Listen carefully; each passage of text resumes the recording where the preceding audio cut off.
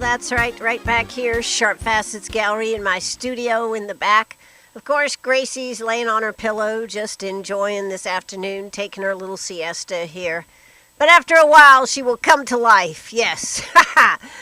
This afternoon, we are going to be digging into the archives for some great interviews that we had that we may not have let you enjoy right here on the afternoon show.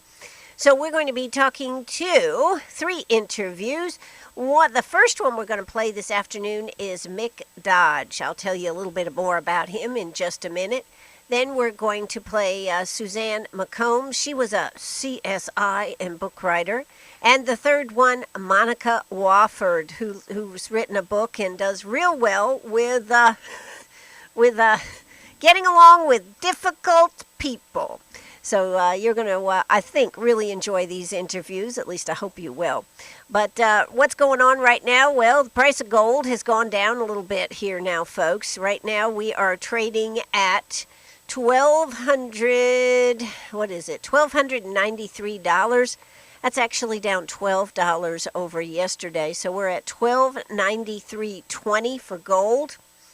And silver is at $19.71. That's $19.71. So if you've got it to sell, you better come see us before all those gains slip away.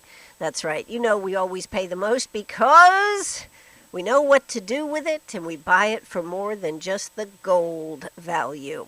So that's one thing that we have going on. Then let's go ahead and check the weather here this afternoon. Beautiful afternoon out there. Nice sunny weather. Finally starting to warm up into a good temperature zone. What have we got for the temperature right now? Well, let's...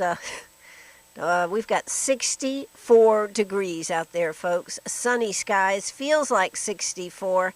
And what are we looking for the rest of the day here?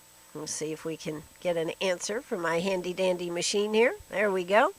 We're probably peaking right where we're going to end up for the high of today. Tonight's going to be a low of 45. We are looking for sunset today at 7:46, coming up on 8 o'clock. Boy, doesn't that really just expand your day. So let's see what we are looking for the rest of today. Tomorrow, looks like we may be getting some rain, folks. It's going to be a high of 68, low of 55, 70% chance of rain tomorrow. Saturday, it looks like a few thunderstorms, so that's not good. High of 74 and a low of 40 degrees. However, on Sunday, looks like it's going to be a beautiful day out there. High of 67, low of 40. And for the last day of the month, and going into the work week, Monday, March 31st, mostly sunny skies, high of 73, a low of 48. So that's the kind of weather we're looking for. I certainly hope you're going to get out and enjoy it and be prepared that we are going to have some rain tomorrow. Don't forget, coming up this afternoon, barbecue and blue jeans at Greenwood Community Theater. It's a fundraiser. The Trey Ward Band will be playing. They're going to have good food, barbecue over there, so get out and enjoy. Tickets are $25 for adults, $10 for children. Also going on this evening, I think it starts at 5:30 over there at Self Regional at the Service Center on Wells Street. There is a business after hours, 5:30 to 7:30. If you're a member of the chamber, there is no charge. If you are not a member of the chamber, it is $10. So there you go. Hey, when we come back, I want to introduce you to the legend of Mick Dodge. But right now, let's hear a word from our sponsors. Are you a pirate or a pack rat? Do you have a vacation of a lifetime sitting in the attic? Or a college tuition hung on a wall? Or is a fabulous retirement hidden in your jewelry box? Bring those items to Sharp Facets Gallery. We can establish value and buy from you or sell for you. And so ends another chapter at Sharp Facets Gallery, 72 Bypass, and on the web, sharpfacets.com. All Well, that's right. Happy days are here again. It's a beautiful afternoon, 64 degrees out there. Get out there and enjoy it. The sun's not going to go down till 7:46. Then it's supposed to get down into the mid-40s. Hey, what we're going to do here this afternoon on Meet Me at the Diner is dig into our archives with some interviews you may have missed right here on Meet Me at the Diner. The first one is called The Legend of Mick Dodge. Now, if you like all the National Geographic specials that are out there, you may know who I'm talking about. Mick Dodge. He's a little man that lives in the forest. That's right. 25 years ago, Mick Dodge walked away from the modern world, leaving civilization behind to live alongside nature's wonders in the Olympic Peninsula. Following generations of family members, Mick ventured deep into the Han rainforest, making his home in the trees and hidden in the moss. It was a fun interview with Mick Dodge that he was actually holding a cell phone, yes, folks, when we had this interview. Experience the wild life of Mick Dodge, a quirky character whose unique brand of Zen comes from by living his own code, off the land and off the grid. So I certainly hope you really are going to enjoy this interview. I certainly enjoyed it. We had a great conversation. And if you've seen any of the episodes of The Legend of Mick Dodge, you know he's a very interesting character. So that's what we're going to hear. Then, as I said, we're going to hear Suzanne McComas, who is a CSI expert. And our last interview, going towards the top of the hour this afternoon at 5 o'clock, will be Monica Wofford. She has written several books, and one of them is about getting along with difficult people. But without further ado, let's hear what Mick Dodge had to say right here on WCRS. Ah, that's right. We have Mick Dodge right here on the air with us. He, of course, is the featured person in The Legend of Mick Dodge. And, of course, that's on Nat Geo. How you doing today, Mick? I'm great. How are you doing? I'm okay. I got to tell you, I was watching your shows. I guess there were some of the repeats from the season, last year's season. Very interesting. Thank you. It's a powerful place, these mountains. They're a great place to show off. Absolutely. And I understand today is one of your birthdays. Today? No. It says January 18th and January 28th. No, I was born in August. I don't know where they got that one. Well, okay. Well, there you go. I guess I didn't know, but I was going to wish you a happy birthday, but I guess it'll be in August, huh? Well, I'll take it. I like being told happy birthday. That's a good way to go. Yeah. Absolutely. Now, I was reading over your bio here, and it said one of the reasons you decided to go to the place that you are at living now is because of your feet. Yeah, years of wearing shoes and athletic shoes, combat boots, work boots, just tore my feet up really bad. And I was reading a National Geographic magazine and about Chinese women where they found their feet and distorted them, and the light bulb kind of ticked off in my head, so I just took off my shoes, started walking barefoot, and I healed my feet, back pain, really started stepping in deep into the earth, and just kept following my feet, eventually stepping out of what I call shoe boxes, houses, and just been on an adventure running around in the forest. Well, you've been doing this for 25 years. When you decided to take off your shoes and move into the forest, what did everybody else say? Well, it's been, they say 25 years, but it's really been 62 years ever since I was born, just getting that footing between the wildness in us and then that tameness, the civilized in us, and just kind of getting that footing and with that. And 25 years ago, the pace really picked up. For a lot of people, it's very challenging. I think one of the things that happens in our modern culture. We keep throwing the baby out with the bathwater and just looking at it one way, and it's like an exploration. Once first thing that happens when you step out of shoes, you have to start paying attention, and I found my awareness was really expanding just as I followed my feet. So there were a lot of people worried about it, but then the more they saw the joy and the happiness and the rapture I was tapping into, a lot of them began to follow me and go, yeah, this is a good thing, and they had great healing too. So there's a crowd of us. It's not just one of us. There's a crowd living up there?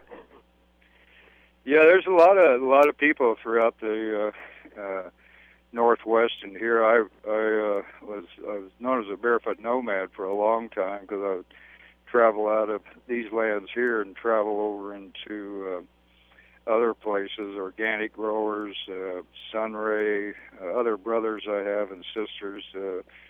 They're all pretty much on taking all the talk about what's wrong in our culture and what's right, and start walking it again, and and getting a good footing with it. Now, Mick, where are you calling us from? I'm calling you from the whole rainforest right now. I'm standing in a bunch of spruce trees, a fire going. I borrowed my friend's cell phone to handle this, and it just started raining a few minutes ago. It's one of the wettest spots in the lowest 48. And so I borrowed a cell phone to connect with you. Well, this is pretty cool. Now, one of the things that I was reading is that I was looking over your favorite foods, and it says roadkill. No, that's not really my favorite. My most favorite is chocolate chip cookies, man. Now, how do you get these chocolate chip cookies, Mick, living in the woods out there? Well, people bring me. I know I love people and go to gatherings, and people know me. They come up, train with me, and so, they bring in food at times, but I can, I've learned to live off of three terrains for eating. One is what I call the gated wild. The other is the open fence lands, the farms, the places, organic growers, and then there's city food, walls of the city. They have their food. So I've learned to travel and move through all three of those terrains, and I do it on foot, usually pulling a cart. I got bicycles that I stash in the woods, and so I have different kinds of food supplies, but there are roadkills, a tremendous amount of roadkills out on the roads, and sometimes I come up on them, and the earth provides, and I get food from them. And now, is there any roadkill you wouldn't eat? Yeah, sometimes. There's some that have been out there way too long, and I'm not hungry enough to for that question to challenge me. It's I call myself a hungragarian. It's I'm kind of hunger takes me into what I will eat, what I won't eat. Now, I saw you out there catching Dungus crabs. Yeah. And that episode there. And then at the end, I saw where you'd taken them to your friend, and you jumped right in the pot that you'd actually cooked the crabs in. Yeah, it was good. It was a good tub of hot water, and it's out here in our climate. Keeping the heat in you becomes real important. So it was like all the heated water, I sure didn't want to waste. Which cameras were there, but I just said I got to get in this. But it's salt water. Yeah. It's fresh and salt water mix. It's still healthy. And my crabs, I wanted to, I love to share. You open up your heart, following your feet, you begin to care, then you learn to share more. And so I like sharing my, any food I get extra, I like sharing with the brothers and sisters I know.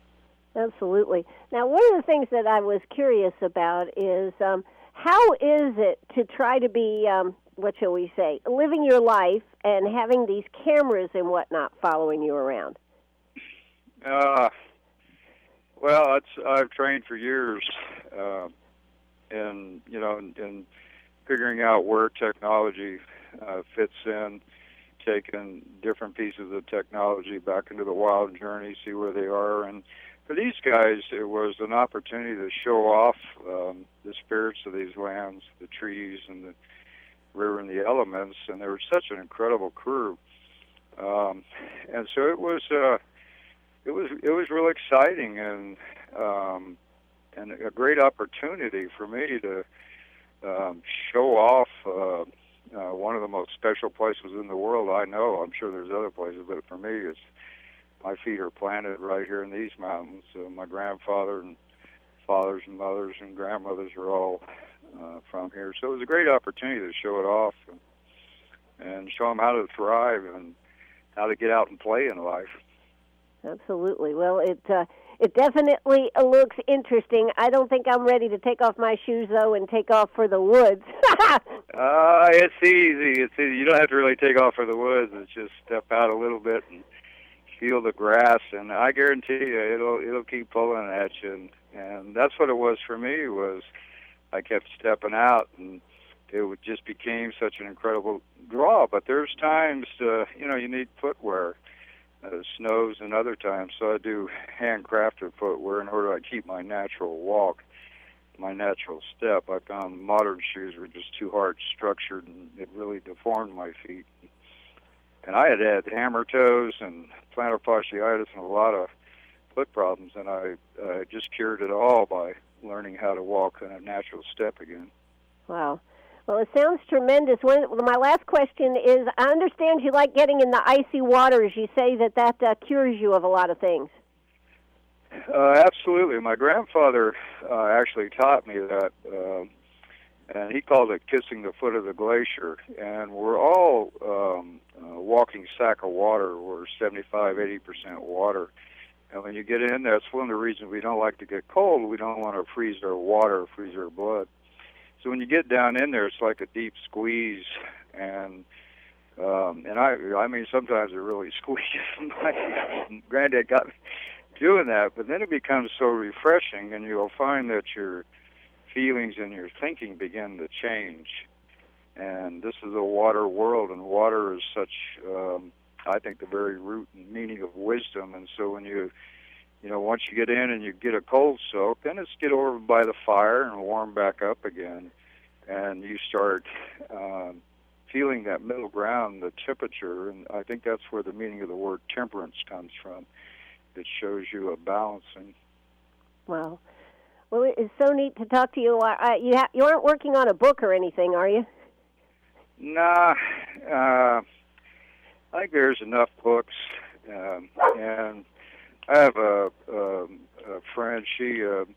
She writes books, and for me, if you write a book, you should plant a tree. You've used the paper to print a book, and mine's pretty much. I like sharing words in the wind, and having that oral delivery. So there's enough books out there. It's just I like taking books. I love reading, and I take them for a walk with me. And if they're good and they really make a lot of sense, I pass them on and share them. If they're not, and I use them for fire starter or other things. This is terrific. I tell you what, I certainly appreciate you calling us, and I know the new season on Nat Geo starts actually tonight, I think. The Legend of Mick Dodge, Tuesdays at 10 and 10:30.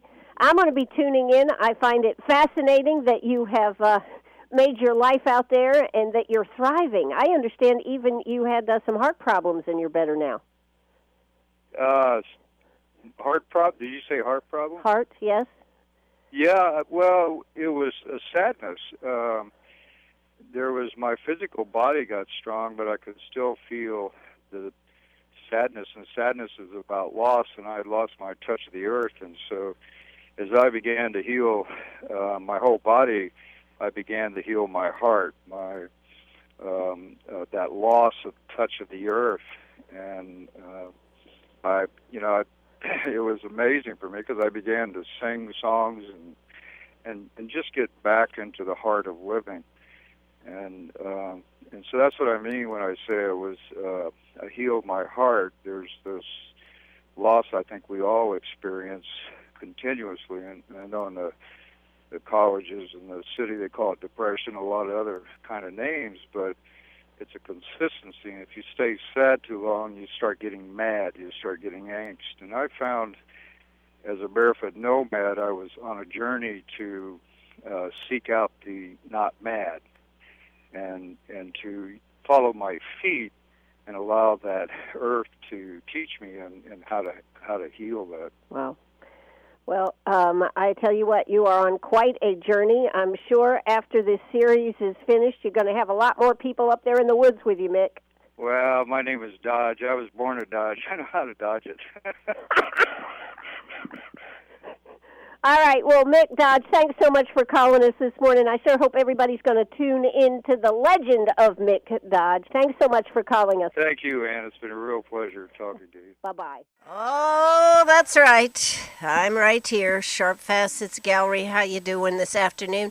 Hope you enjoyed the legend of Mick Dodge. Oh, should we all be able to return to nature? Yes, there we go. Hey, but I am here, and we've got another great interview coming right up for you. This one is Suzanne McComas, and she was very interesting when we talked to her. She's a crime scene investigator. That's right, a CSI investigator. She has over 30 years in the justice system, both as a law enforcement officer and private investigator. She worked for America's Most Wanted from 2000 to 2002 as one of their cold case homicide investigators, doing intake work on cases for possible inclusion on the show. She's also been an on-air commentator for Fox, CTN, CBS, NBC, and NPR. And she was with us right here on WCRS. She also is the author of 4 books, Halfway Somewhere, detailing her recovery from childhood abuse, I Still Dream, about my work with incarcerated clients and fair sentencing advocacy, A Rough Path, a workbook for change, recovering from trauma or an abusive past, and You're on Your Own, Cupcake, a self-defense instruction book. So I hope you will enjoy Suzanne McComas, crime scene investigator, right here on WCRS. Take it away. I tell you what, I have a super special guest with us here this morning. Suzanne McComas, a former law enforcement officer, a U.S. Air Force veteran, and thank you very much for your service. She's worked nationwide for America's Most Wanted. She's an on-air commentator for several TV and radio stations. She's written 4 books. She runs a nonprofit. But here's what I think is so amazing about Suzanne McComas. I have been reading over the list of people that have said thank you to her, and I just want to read this one, Suzanne, before we get started. I think it kind of must sum up the essence here. It says, wow, you thought of things I never even dreamed of, and they're right on the mark. Our client actually has a chance now because of you. I'm so glad we got in touch with you. You're the best investigator I've ever worked with, hands down. And that was a senior counsel for the Public Defender's Office in Pennsylvania. Welcome to the show this morning. Thank you. I tell you what, you must really love what you do. I do. I can't imagine doing anything else. If you don't have a passion for what you're doing for a living, you're in the wrong job. Well, there's a lot of people who are just trying to survive, so it's wonderful when you can put the two together, isn't it? Yes, it is. Absolutely. Well, Suzanne, I can't imagine what you do and how you do it, but when we see it on TV, we're always so impressed that it only takes an hour to solve a case. It only takes an hour, and everybody working the case looks like Ken and Barbie. That's the other problem. We're all normal. We have normal hair, and, some of us are overweight, but it's okay. Right. So how is it actually, and how long can you work on a case to actually solve a case? The show on TV that's closest to reality is 48 hours, and that statistic holds true. If you don't solve a case in the first 48 hours, statistically the odds go way down on it ever getting a successful prosecution. There are an awful lot of cases out there where they know who did it, they know how they did it, They know when they did it, but they don't have enough evidence to go forward and actually get a conviction in court. And that's what's frustrating for law enforcement and the families, is that they just don't have enough because you only get one shot at it. So they hold off hoping that they'll get that one piece they need to go forward and get a successful conviction, and it's very hard to do. You know, one of the things that I would also think that would be very hard would be the very fact of when you look at old cases, they didn't have the technology that we have today. No, and they were very handicapped compared to what we have nowadays. And of course, the samples that they collected back in the 80s, back in the 80s are starting to disintegrate and aren't stable that you can use them with the technology today. Sometimes you get lucky. The nice thing about doing cold cases like that is the people involved, their lives have evolved. They've changed. They're not in the same relationships. They're not the same person they were 10, 15 years ago. So you might have a better chance, at least I do, of talking to them and getting information from them that you wouldn't have gotten back then. So how do you go about gathering information when you don't know what you're working with, or do you always know what the direction is you want to go? I think you do. First of all, the way a cold case review works when you're coming in from the outside, you get permission from law enforcement and from the prosecutor to review the case. That's the first thing, because if I can't see the case files, the information the family has is usually inaccurate at most. Sometimes it's totally off the mark. So I have to see the actual case file, and I go in and review that for a couple of days and give them my input on what I think they missed or what I think they could follow up on, and then they take it from there. I don't get any glory for those. There's no ego involved because they're the ones that eventually go forward and get the prosecution.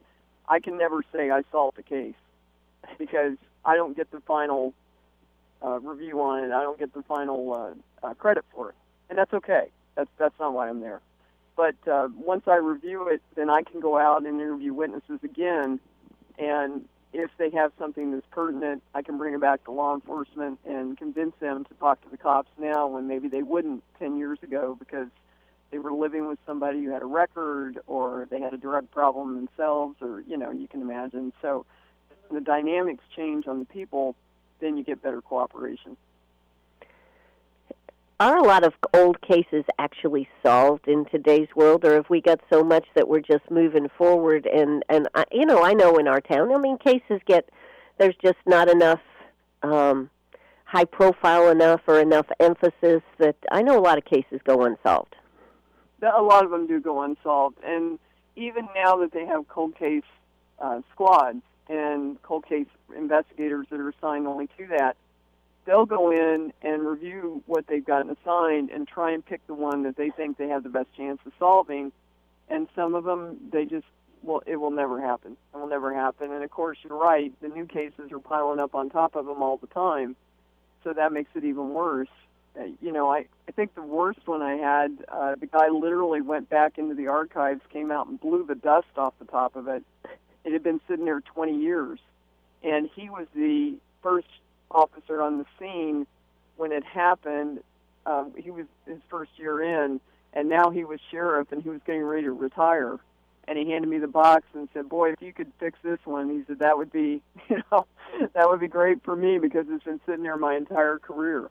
So, they're frustrated too. They'd like to see them all solved, and they do take it personal. They don't like seeing people suffering and seeing the families suffer. But there's only so much you can do if you get a scene that's contaminated or you just don't have that much evidence to begin with.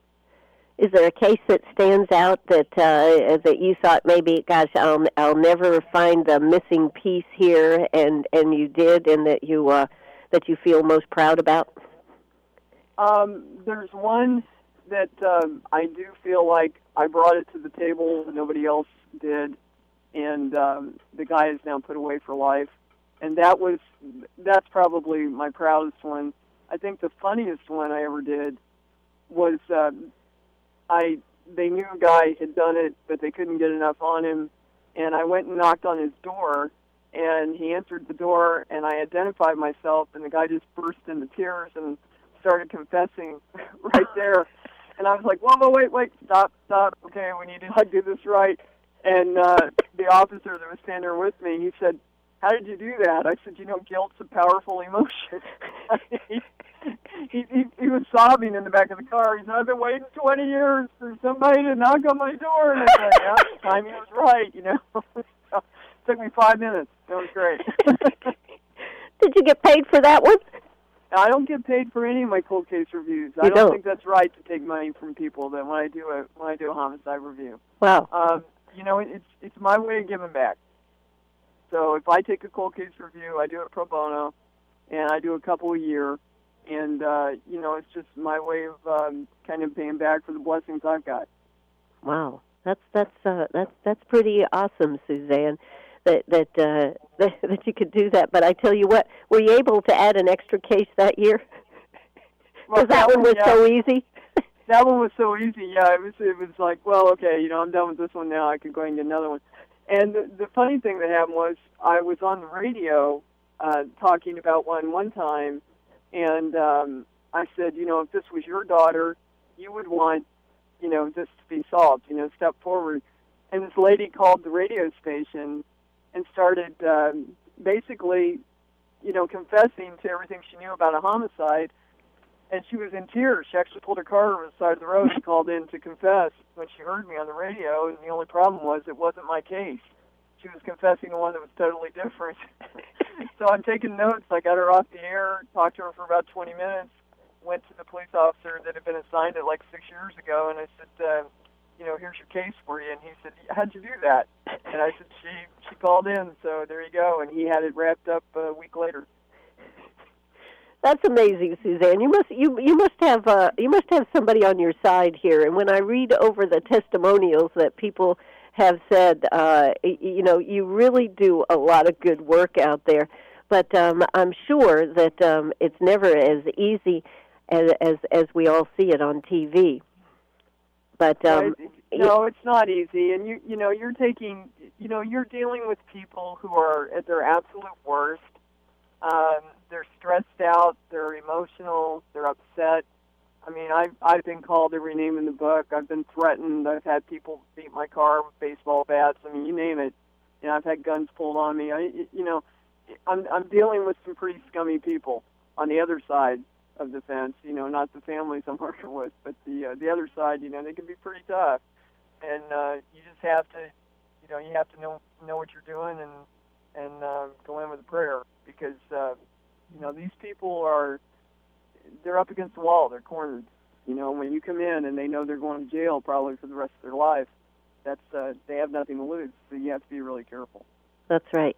Now you've written several books, including The Rough Path, a workbook for change. Real quick, because I know we don't have much more time. What's that book about? That book evolved out of a program I wrote for maximum security prisons that I was presenting to the inmates, and it was so well received by the corrections people and by the inmates themselves that I turned it into a reentry program called The Rough Path. And the book that you're talking about is a personal use version of that. It's for anybody who has had a traumatic incident in their lives, who basically was a victim and still is of their own making. And it's about making good choices and accountability and taking that attitude of victim out of your life once and for all and reaching your full potential and actually being happy again after going through something like that. I'm a childhood sex abuse survivor. I started my first book out talking about that, and that touched a lot of people's lives, so this is just a natural extension of that. Anyone who had childhood abuse, sex crime, violence, any sort of violent crime against them, domestic violence, that's who the book was written for. And I've had an awful lot of people come up to me and tell me that it really touched their lives, and I'm surprised by who's told me.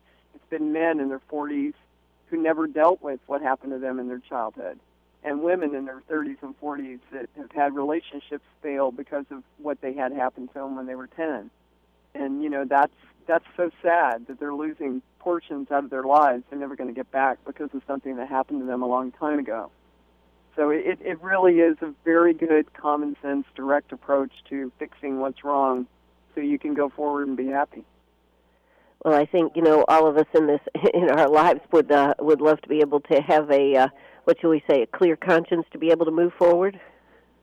Well, if you're a victim, your conscience should be clear.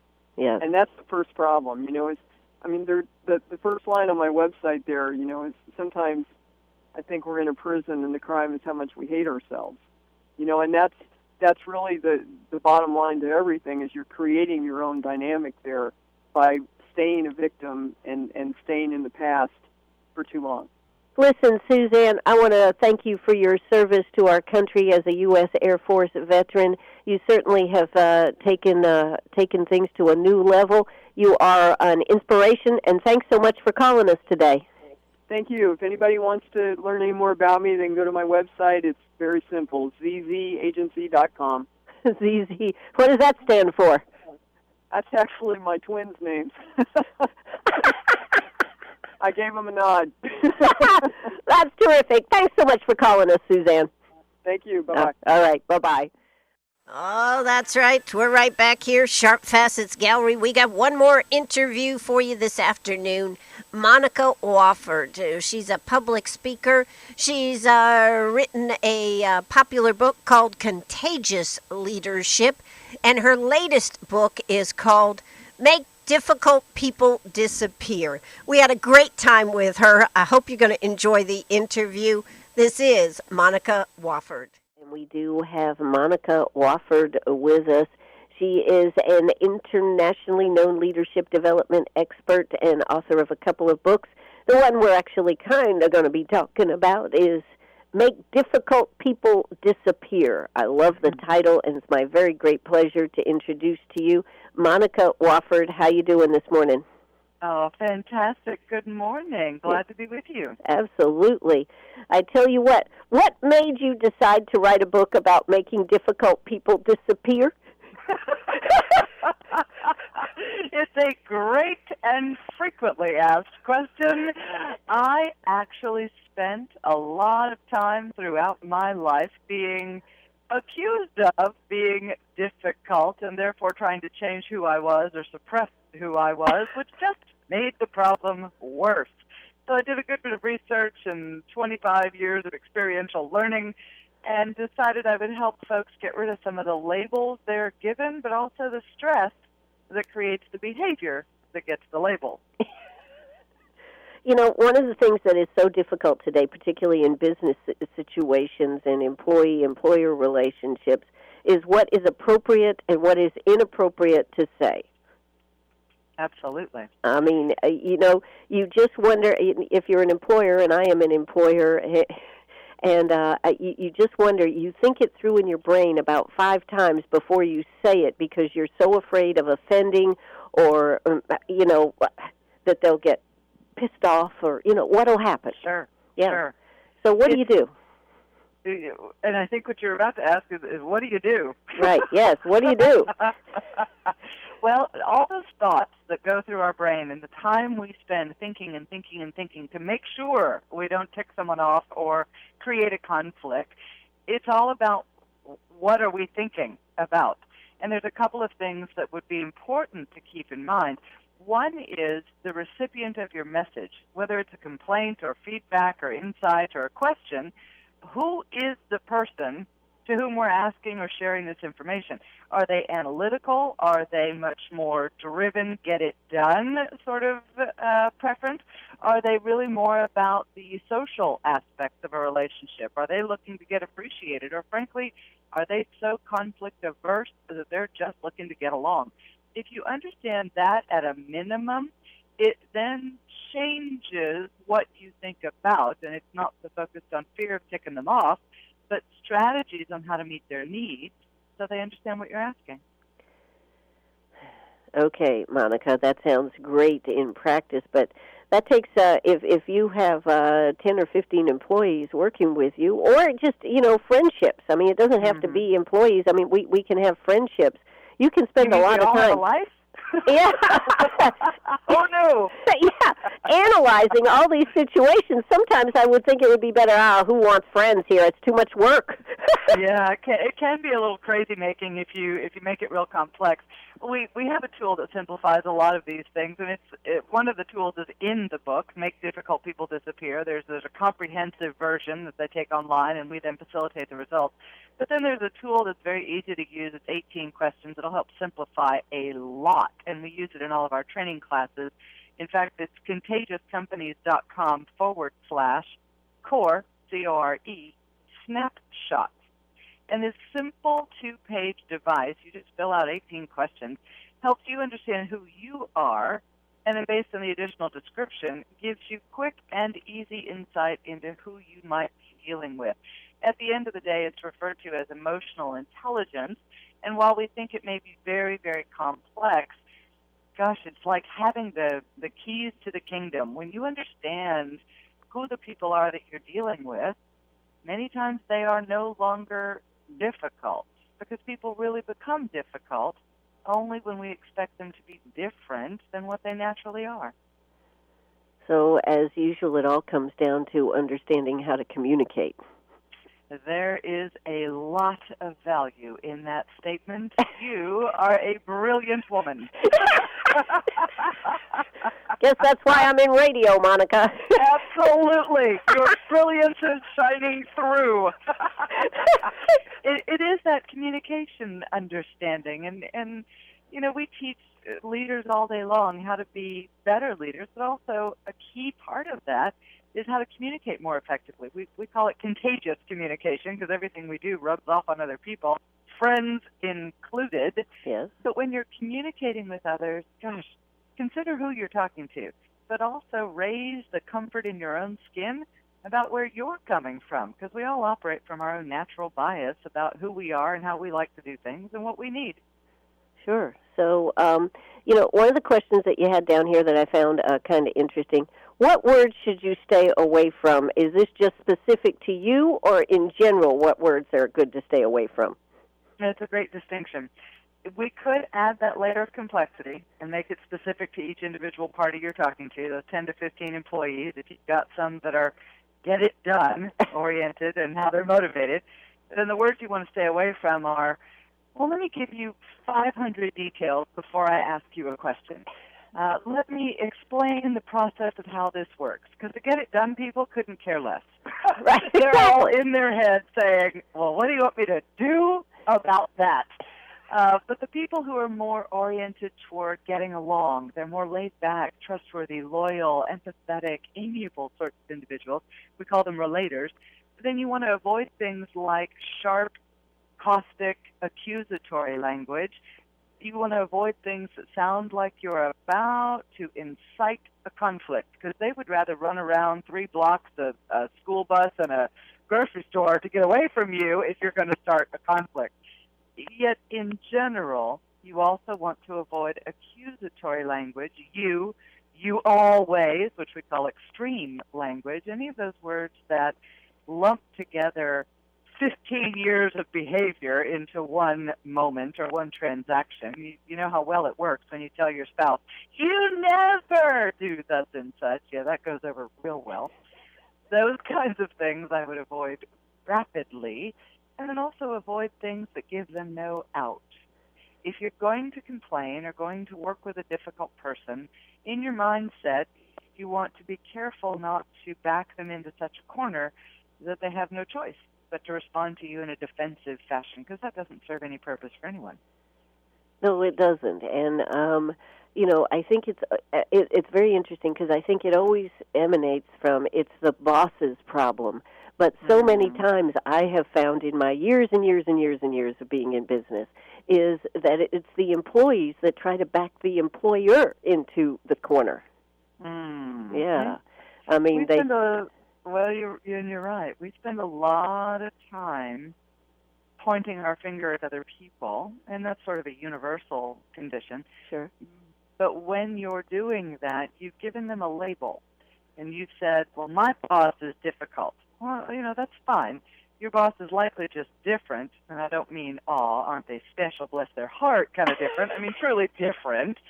Where are you from, Monica? Are you from the South? That's what we say down here. I am. I am originally from Texas. I can pull off, bless your heart, along with God's lover. Yeah, there you go. At a higher level. Yeah, why is it that in the South we can be pleasant to your face and then turn around and say, did you see what she was wearing? Oh, honey, we'll give that girl a pie and then talk about how much she is too overweight. I mean, it's just hilarious what we do in the South. But yes, I hear you. In the South, we have a different set of protocols. Exactly. You think you've done so well till they turn their back on you, and then you go, what happened here? Uh-huh. So when you look at these labels, whether they are from the South or from the North or from, wherever, sure, when you label someone physiologically, and we know this from neuroscience and research by people far smarter than I, do you then start looking for confirmation that you were correct? You see, we don't argue in our head with our own data. So once you say, my boss is difficult, your brain then seeks out ways to confirm that you're right. And so what you're all looking for all the time are any behaviors that might deviate from your definition of the right way to do things. So be careful with that label and the blame, because really it comes back to do more damage to you than to them. Exactly. Well, this is fascinating stuff. The name of the book is Make Difficult People Disappear, How to Deal with Stressful Behavior and Eliminate Conflict. Now, does this deal with all aspects of our lives? I mean, is this good for the everyday person that just feels that they could use some help with this type of help? Absolutely. The book is written as a story, and it encompasses the main character, whose name is Sybil, if that tells you anything about the personality focus of the book. But the story walks through her personal life and professional life. So it's an easy read, immediate applications to work, and also immediate applications to home. In fact, one woman told me on Amazon when she read it and then reviewed it on Amazon that she just put it on her dining room table, hadn't even opened it yet, put the book on her dining room table, and her husband's difficult behavior suddenly disappeared. Does that have power? Does that have power? Yes, indeed. Certainly just owning it will do you some good. But own it, read it. If you want an autographed copy, go to MakeDifficultPeopleDisappear.com and click the little icon on the right that says Give the Book as a Gift, because we all deserve to give ourselves gifts. You are absolutely right. Well, that is fantastic. I think that we all could benefit from how to make difficult people disappear and to understand our own selves and how we set ourselves up for these type of situations. Most definitely. That's the feedback that we get. People find it highly valuable. And it was a pleasure to write, and I continue to go back to using those skills and talents and techniques even for myself. So even as the author, I still use those techniques, so I would highly recommend it. Dear, dear. Has anybody, have you ever said, you need to read my book and given it as an autographed copy to somebody? I have batted my eyes, smiled so very southern and charmingly, and handed them a copy of the book and said, you might find some value in this. Bless your pea-picking heart.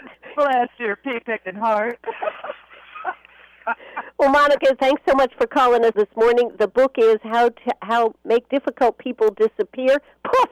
How to Deal with Stressful Behavior, Eliminate Conflict. Monica Wofford, thanks so much for calling us this morning. Oh, my pleasure. I look forward to talking with you soon. All righty. Bye-bye. All right. Well, you heard it right here on WCRS, right here in Greenwood. Monica Wofford, yes. How to Make Difficult People Disappear. A book we all should read. In fact, now that I've heard this again, I just might order this book and we might discuss it on the radio. I like book clubs. So we'll see about doing that. Hey, that's going to do it for us today. Tomorrow morning, the I Love Ann Show will be right back here. And here at Sharp Facets, we're going to be here till 6 o'clock today. So have a good one. I'll talk to you in the morning. And be safe out there, but get out and enjoy some of this glorious weather. Who knows how long it's going to last. Bye-bye, everybody.